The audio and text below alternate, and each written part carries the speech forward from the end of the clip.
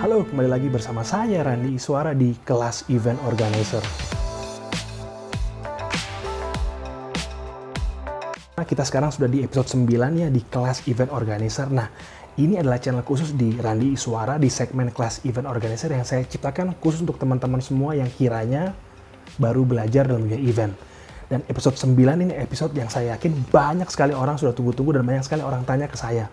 Banyak orang bilang, Mas Randy, Pak Randy, gimana caranya sih bikin proposal event yang menarik agar orang tertarik atau orang kasih sponsor atau kasih duit ke eventmu? Nah, ini pertanyaan yang sering ditanyakan dan ini akan saya jawab. Oke? Jadi, proposal event. Hal-hal apa saja, elemen-elemen apa saja yang harus ada dalam proposal event. Nah, pertama-tama perlu kalian mengerti yang namanya konsep event. Konsep event itu adalah menjawab pertanyaan what, why, dan how. Oke? What itu adalah idenya, jenis eventnya, konsepnya itu seperti apa. Why itu adalah kenapa kamu mesti bikin event ini, apa alasan dibalik kamu bikin event ini. Dan terakhir how, bagaimana cara kamu membuatnya. Nah, ini adalah konsep dasar dalam membuat proposal. Oke, nanti saya akan run through untuk lebih jelasnya. Nah, proposal event itu ada dua jenis ya. Proposal event untuk internal dan untuk eksternal.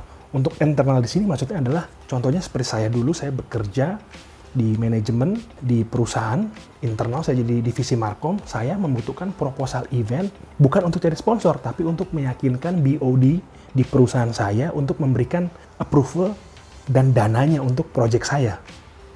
Ya. Dan kedua adalah namanya external proposal, di mana untuk kamu cari sponsorship. Ya, kamu bikin event, kamu cari dana dari pihak luar. Oke? Dan ingat, proposal event itu sama seperti proposal bisnis. Hanya saja proposal bisnis memang item-itemnya lebih kompleks, lebih banyak dibanding proposal event. Tapi kurang lebih secara esensi hampir sama. Oke, kita masuk sekarang di elemen-elemen atau item-item apa saja yang harus ada di proposal event. Jadi urutannya gini, kamu bikin proposal event tentu di depan ada cover ya. Ini either di print ya atau secara digital. Cover ini harus selalu menarik. Ingat ya, bikin proposal harus menarik secara visual. Dan di halaman berikutnya itu ada, kalau kamu sudah pernah bikin event sebelumnya, kamu taruh 1 atau 2 slide, 1 atau 2 halaman nggak apa-apa. Your best atau your success story di event sebelumnya. Taruh di situ gambarnya, kasih datanya, total visitornya berapa banyak, ya, total transaction, kalau ini transaksi trade show, berapa banyak yang terjadi.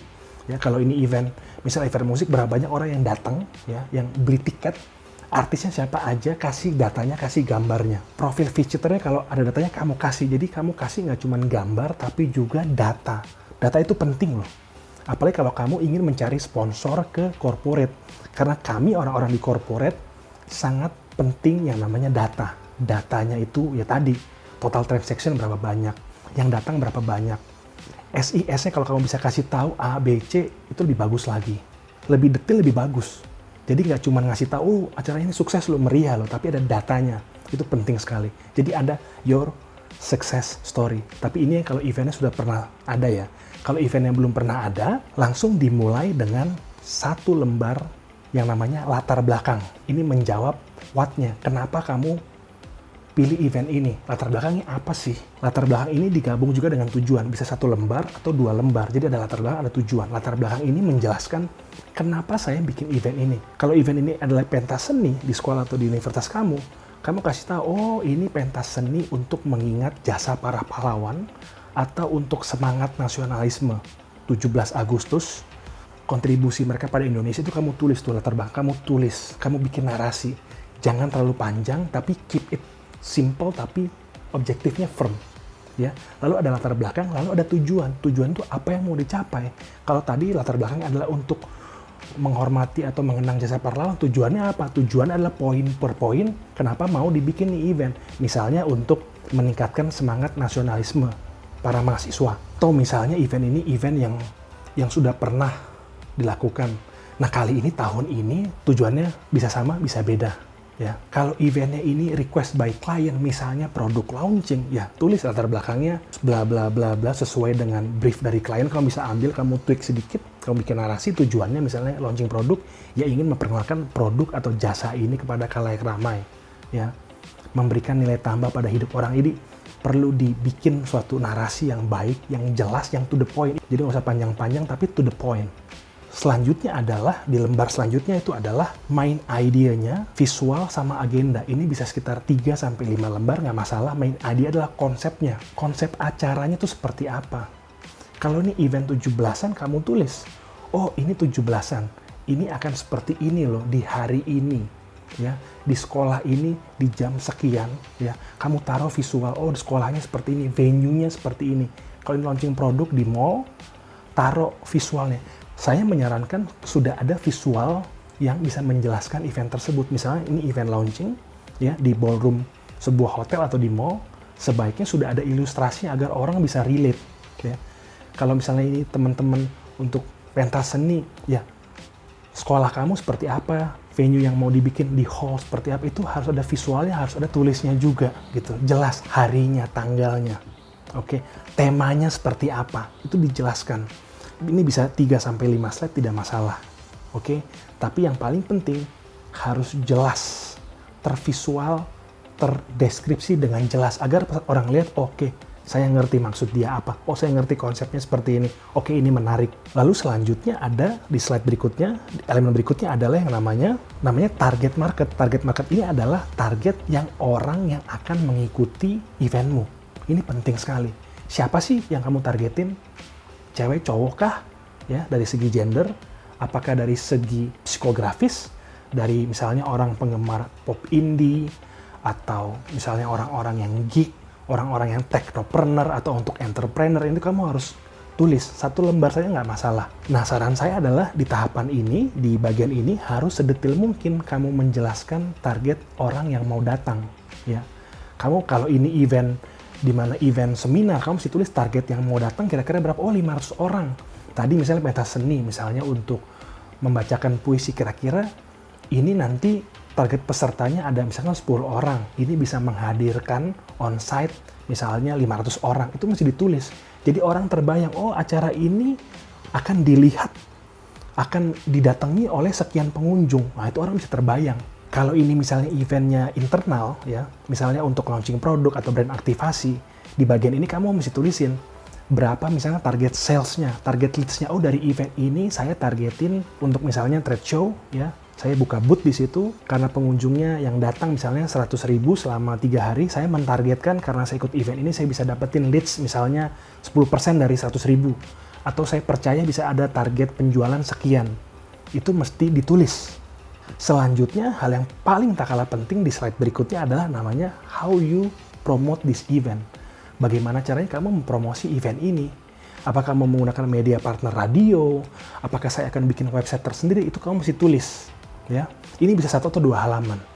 Kalau kamu mau bikin website, kamu tulis, kami akan bikin website, ininya, www-nya sekian, sudah ada misalnya ilustrasi atau sudah dibuat, itu lebih bagus lagi. Kami akan promote di Instagram kami, ya. Kami akan kerjasama dengan influencer, tulis influencernya siapa. Jadi basically ini adalah how you promote event kamu. Kamu harus tulis dan berikan gambar yang menarik gitu. Nggak cuma gambar, tapi ada deskripsi yang jelas. Ya, lalu berikutnya adalah, di halaman berikutnya adalah kalau ini sponsorship yang kamu cari duitnya, kamu harus taruh sponsorship package. Bisa satu halaman atau 2 halaman. Ini penting untuk benefit dari sponsor. Itu kalian harus bikin package-nya. Bisa ada istilahnya platinum, silver, gold, itu nggak masalah. Berapa kira-kira nilai yang kalian mau tawarkan. Tapi nilai itu mesti kalian sesuaikan dulu dengan budget. Ya. Nah, budgeting ini perlu ada. Kalian perlu tulis dulu, kalian perlu pikirkan dulu event tadi itu yang kalian sudah bikin konsepnya dan kalian rumbukin secara tim. Nah, di episode sebelumnya saya pernah ngomongin tuh tentang namanya preparation. Nah, preparation itu mesti diselesaikan dulu. Kalian tahu kan, oh jenis eventnya ini, makanya budgetnya sekian. Nah, karena kalian cari sponsor, kalian bisa menentukan, oh aku butuh sponsor berapa banyak sih. Ngerti ya? Nah, di proposal event ini, bagian sponsorship package itu kalian harus sesuaikan dengan target yang kalian mau dapatkan secara keuangan. Tapi kalian harus selesaikan dulu bagian preparations-nya. Kalau mau lihat link videonya, ada di atas, ini episode sebelumnya. Nah, kalau kalian bikin proposal untuk sponsor, kalian ingat ya, kalian hanya taruh nilai sponsorship mereka beserta benefit apa yang mereka dapatkan. Kalian jangan sharing budget internal kalian ke mereka, nggak boleh. Dan mereka pun nggak boleh tahu. Kecuali mereka mau jadi sponsor tunggal. Atau misalnya event ini event internal, di mana memang yang biayai perusahaan kalian itu perusahaan kalian masih tahu budgetingnya. Ya, secara real berapa. Tapi kalau kalian ini bikin event mencari sponsorship, mereka tidak boleh tahu tuh internal pengeluarannya berapa, pemasukan berapa, nggak boleh tahu. Yang mereka harus tahu adalah mereka bayar sekian, mereka dapat benefitnya apa-apa aja.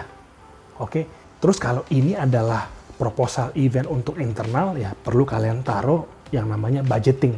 Berapa pengeluaran yang dikeluarkan. Nah, kalau kalian memiliki tim yang terkenal, misalnya kalian punya art director, Mas Wisnu Tama, itu di slide selanjutnya kalian boleh pamerin tuh, kalian boleh taruh panitianya siapa-siapa aja, tapi ini opsional. Kalau eventnya adalah event internal, ya kalian nggak perlu taruh, kan sudah ketahuan timnya siapa-siapa aja. Tapi kalau untuk proposal, sebaiknya sih ditulis siapa sih ketua panitianya, penanggung jawabnya siapa. Kalau di kampus penanggung jawabnya dosennya, apa mungkin rektornya, bukan rektor biasanya, tapi kaprodinya siapa, itu perlu ditulis di terakhir. Tapi ini sebenarnya opsional. Dan juga bagian yang namanya visual. Kalau kalian sudah ada contoh visual untuk tiketingnya, itu ditaruh aja. Sudah ada contoh visual untuk panggung yang lebih jelas perspektifnya dari depan kanan belakang, itu nggak apa-apa, ditaruh di akhir. Oke, jadi itu adalah runtutan-runtutan item-item yang mesti ada di dalam proposal event. Dan ingat, proposal event ini harus dibikin semenarik mungkin secara visual dan sedetail mungkin. Tapi detail di sini kalian jangan terlalu banyak menuliskan. Karena bayangannya gini ya, kayak saya pernah di corporate, saya pernah di I.O. Saat saya di corporate, saya tuh dapat proposal event banyak sekali loh. Dan kalau proposal event segitu banyak, sudah nggak menarik desainnya, atau saya buka terlalu banyak tulisan, ya bingung, saya nggak akan tertarik. Jadi kalian harus berpikir perspektif di mana ini yang dapat proposal saya, orangnya sibuk. Ya, orangnya sibuk pasti. Gimana caranya sih saya bikin dia tertarik? Ya pertama dari desain cover yang menarik, lalu ya konsep acara yang jelas, tervisual dengan jelas, ternarasi dengan baik. Nggak terlalu banyak tulisan, nggak terlalu ribet, tapi to the point. Point orang begitu baca, ngerti, oke, saya tertarik, saya akan hubungi ini, atau nggak saat saya di follow up sama tim kalian, saya mau, gitu loh. Jadi itu ya, kurang lebih elemen-elemen apa saja dan tips dari saya untuk bikin proposal event yang menarik. Selanjutnya, episode selanjutnya saya akan bahas lagi mengenai output dari persiapan, yaitu event manual. Oke? Semoga video ini bermanfaat. Kalau ada ingin ditanyakan, silahkan tanyakan di kolom komen. Kalau kalian merasa video ini bermanfaat, silahkan bagikan ke teman-teman kalian. Terima kasih, tetap berkarya untuk Indonesia.